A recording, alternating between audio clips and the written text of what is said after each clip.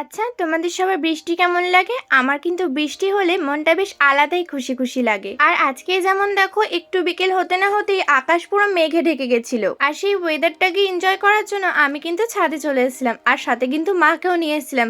আমরা বেশ অনেকক্ষণই আড্ডা দিয়েছি। আর আড্ডা দিতে দিতে কখন যে পুরো কালো ঘন মেঘ হয়ে গেছে আমরা বুঝতেই পারিনি। এদিকে কিন্তু হাওয়াও শুরু হয়ে গেছিল। আর সত্যি বলতে আমার এমন একটা ওয়েদারে কিছুই ভালো লাগে না, এই হাওয়াটাকে এনজয় করতে ইচ্ছে করে। তবে সেই এনজয়টা কিন্তু বেশিক্ষণ করতে পারিনি, বৃষ্টি শুরু হয়ে গেছিল। আমি আর মা ঘরে এসে হাসাহাসি করছিলাম।